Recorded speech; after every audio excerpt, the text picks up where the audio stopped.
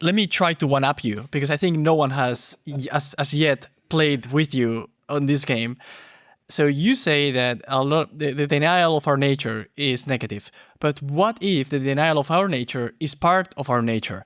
And your environmental intervention you're trying to make by illuminating our world through a very literally enlightened oriented perspective of understanding how the universe works, we will improve how we do. That's super enlightened, and you won't find a bigger fanatic of this idea than me. So I'm playing devil's advocate here, but I'm going to try to one-up you in this thing. Because maybe denying our nature is part of our nature, you, by trying to implement the right memes in our software, in our environment, you are trying to do an environmental intervention in our nature which was opposing the declaration of our nature. It's kind of like in a relationship, you have to take off the hands of the wheel and say, I'm here unconditionally.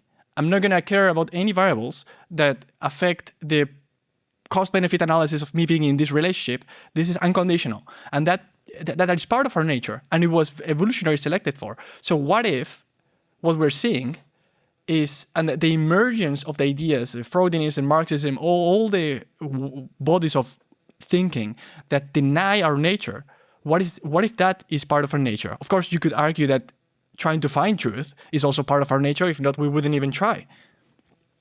Well, I'd agree with you. I think everything is heritable. And one of the more heritable aspects of social attitudes, say, is conservatism.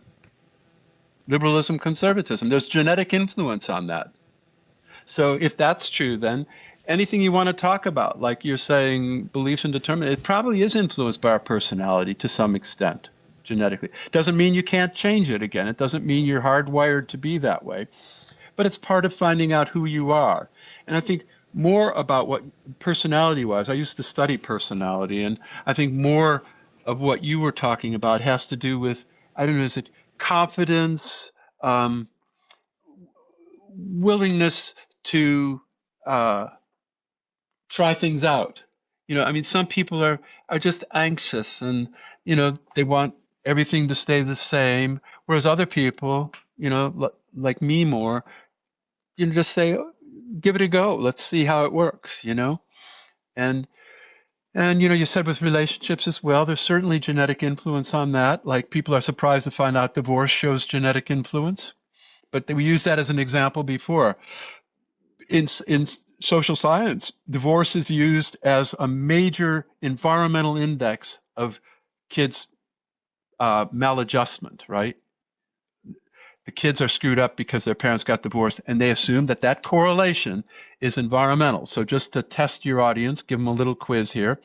Remember, I said the one thing to take away is when you find a correlation between an environmental measure like parenting or divorce and kids' outcome, just say, what about genetics?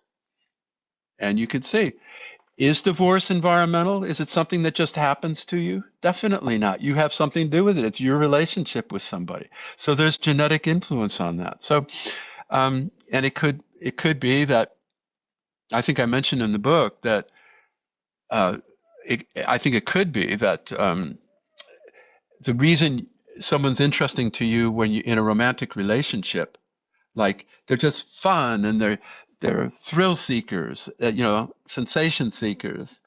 Well, those things could actually be problematic for a long-term relationship because the person gets the 7-year itch in a couple years. They just want more experience, and one person can only give you so much. So, I don't know if I'd accept your view that you have to accept a relationship unconditionally. I don't think we ever do. Love is blind, maybe, but that's only early on. As you live your life day by day, things change. So, I think that's part of it as well. And I think that would be a blind sort of environmentalism thing, one true love. And once you fall in love, it's there forever. I mean, that would be like environmentalist, wouldn't it?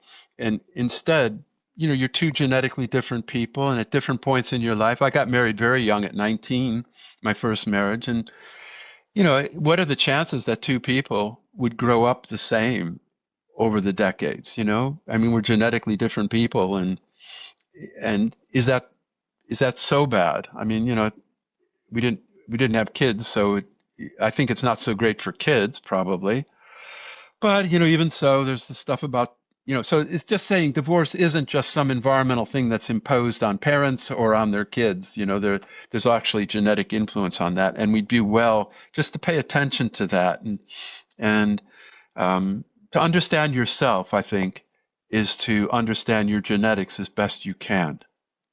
And that's, I think, where the Buddhism doesn't really, or certainly Stoicism, they don't really recognize individual differences so much.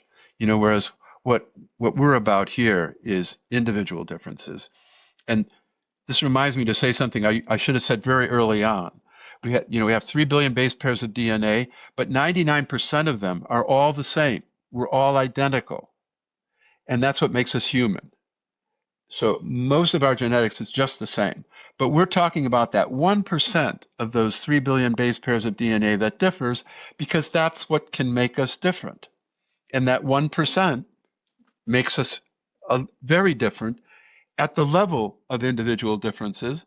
But, you know, if we were an alien coming from another planet or something, they'd look at all of us and say, yeah, they're all pretty much alike. Like we think squirrels all look pretty much the same, don't they?